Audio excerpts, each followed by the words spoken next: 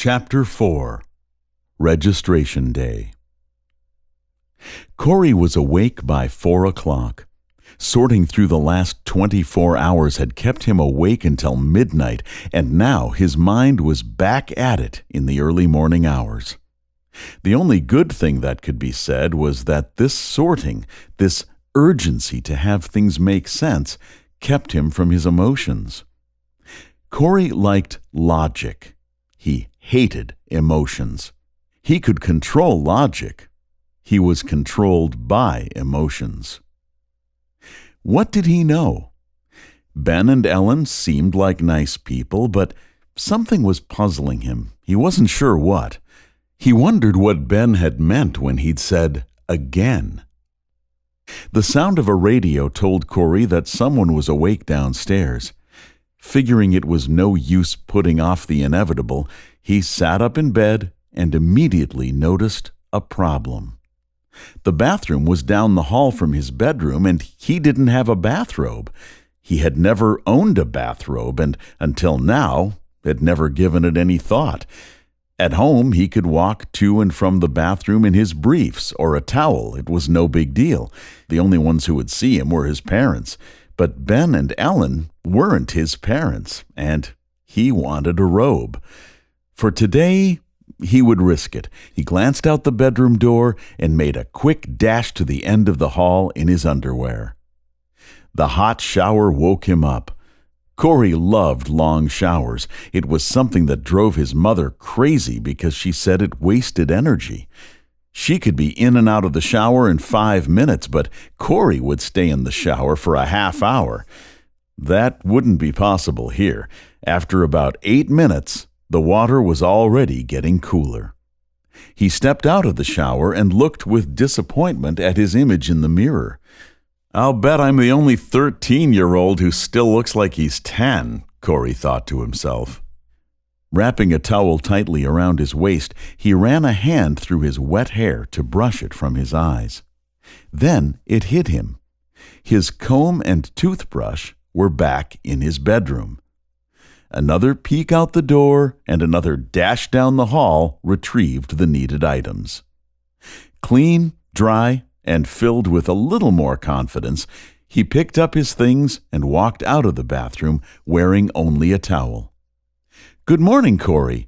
I was just checking to see if you needed anything," Ellen said, standing on the top step of the stairway. Good morning," Corey said, turning beet red.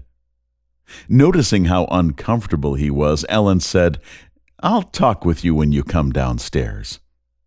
Corey set his things down in the bedroom and thought for a minute.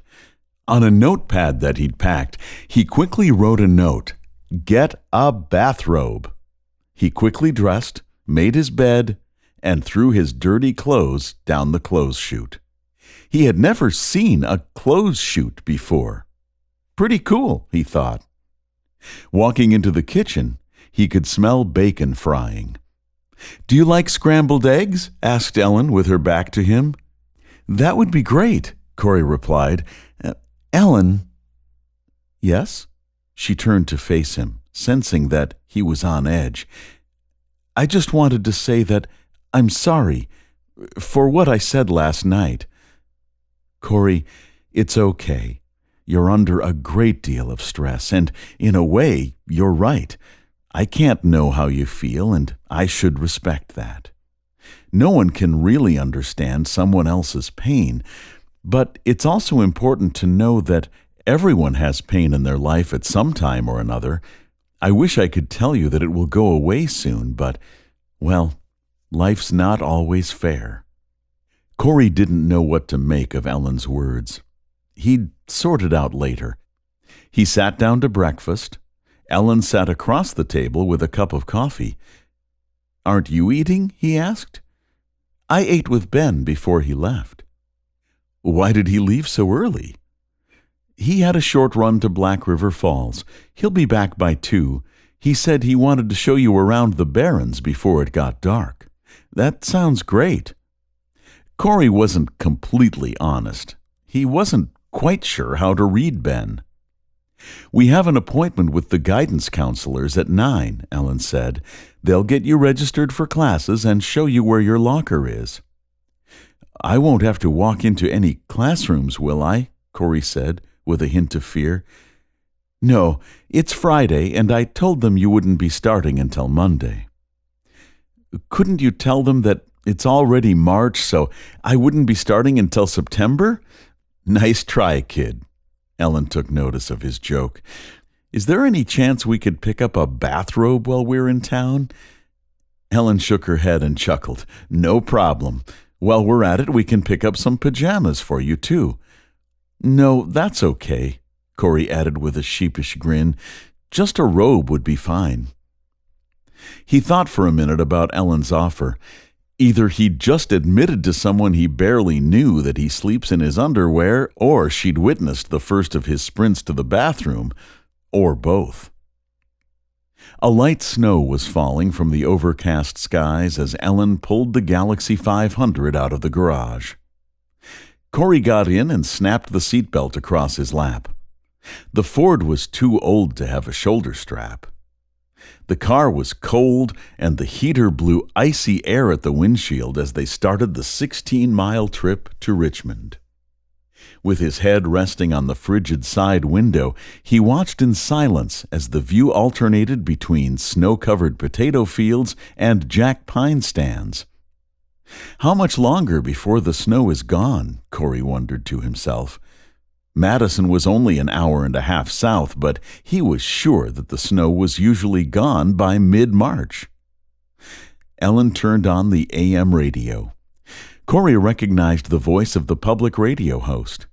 He thought his parents were the only people on earth who could listen to that boring stuff. He had a theory. They hired someone to take a survey to find out what people care the least about, and then they find a guest who can talk for hours on the subject. Then the 6 people who know the station exists take turns calling in to talk to the guest. Just for fun, the host cuts off a caller or two. "Remind me to ask what time the school bus comes past the house," Ellen said absently. Corey went numb. He'd never figured he'd have to ride a school bus. Having to walk into all those new classrooms was going to be bad enough, but a school bus? What if there was no place to sit? What if he sat in a seat that belonged to some high school kid with a bad attitude? He took a deep breath. "Relax," he told himself. "You can deal with it on Monday. Just sit near the bus driver until you get a feel for who sits where." Corey sat back in his seat. He really wanted to be somewhere else right now. Anywhere else. Located on the outskirts of town, John F. Kennedy Junior High School looked like any other school built in the early 70s. A single story, it was composed of red brick and few windows. Corey took a deep breath as Ellen parked the car in the visitor's lot. "It will be just fine," Ellen said. They got out and walked in the front door. Turning left, they quickly made their way to the office. Corey felt nervous and thought it was a good thing that Ellen knew her way around. "May I help you?" asked a pleasant woman behind the counter. "I'm Ellen Rain, and we have a 9 o'clock appointment with Mrs. Conley." "I'll let her know you're here." Corey looked around. It looked like, well, a junior high school office. This would be his 4th school in as many months. His grandma had transferred him to a school near her house in Madison shortly after the accident. 2 months later, she decided she was too old to take care of a 13-year-old. Dropping in on his Uncle Jeff in Dodgeville lasted only long enough for him to learn his locker combination. After Jeff lost his job, it was only a few weeks before Corey was out the door. Now he was here in Richmond. He wondered if he would be around long enough to even find his locker. "Ellen, great to see you again. How are you doing?" Karen Conley, the guidance counselor, was in her mid-40s and the only adult in the building more active than the kids. Ellen introduced Corey, and he stepped forward to shake the woman's hand. He didn't say anything. He just nodded. Well, Corey, it's great to meet you, Karen said. I was just looking over your records. You seem to be quite the student. Let's go down to my office and get you set up with some classes. Ellen looked reassuringly at Corey and gently put her hand on his back, encouraging him to follow the counselor. Ellen followed closely behind. Karen Conley's office contained a large collection of neat stacks of papers. Piles covered every horizontal surface: the desk, the windowsill, the floor. She removed books from the 2 extra chairs for her visitors. The walls were covered with photos of students. A small marker board had a note written in large green letters. It said, "Thanks, Mrs. C. Mom and I are working things out." The note was signed K.P. Other notes, cards, and artwork hinted at the strong bond she had with her students. It was clear by looking around the room that Karen Conley loved her job. A photo on the desk caught Corey's eye. It was a picture of Mrs. Conley and a man whom, Corey assumed, was her husband. It was the background that he recognized. "That's Parfrey's Glen, isn't it?" Corey asked, pointing to the photo. "Yes, it is," said the surprised counselor. "That's my husband and me. How did you know where the picture was taken?"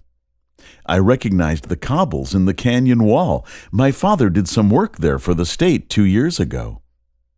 Karen was impressed. She turned to Ellen and said, "I'm sure you know that we've already started 4th quarter. We can get Corey into all of the year-long courses, but it would be hard to fit him into many of the 9-week exploratory classes." Ellen nodded. Corey sat in silence, looking like a deer frozen in the headlights of an oncoming truck. Mrs. Conley continued, "You'll have pre-algebra, biology, and then a study hall in the morning. In the afternoon, we have you in art, world cultures, English, and PE. Homeroom is at the end of the day. Your homeroom teacher is Mr. Kulex. He's also your biology teacher. That means you have one less teacher to remember." There was a knock at the door. Megan Kilman, a 9th grader and the president of the student council, stepped in. "Sorry I'm late, Mrs. C. I'd explain why, but you'd just get mad," she said through her wad of blue chewing gum. "Not a problem. I'd like you to meet Corey. He'll be starting here Monday." Corey's eyes opened wide for the first time all day as he saw the attractive 15-year-old. Ellen recognized that look and tried not to think about what she might have to deal with. "I'd like you to give Corey the grand tour and then help him find his locker," Mrs. Conley said. "Cool," was her reply. As Corey walked out of the office with Megan, his hormones were keeping his logic locked up in the basement. "So, you're in the 7th grade?" Megan asked, while chomping on her gum. "Yeah." "You'll like it here. It's a small school, but we have a good time." Corey didn't respond. Even walking with this cute girl wasn't enough to keep him from looking at the hundreds of new faces sitting in the classrooms. Most of them stared back at him. Back in the guidance office, Ellen and Karen got caught up on old times. "How are things working out so far?" Karen asked. "He's only been with us for a day, but so far, so good," Ellen replied. "I'd forgotten all about this adolescent hormone thing, though." "Relax. I'll keep an eye on him for you. He's had some pretty rough breaks lately, but I think he'll do just fine." "Thanks.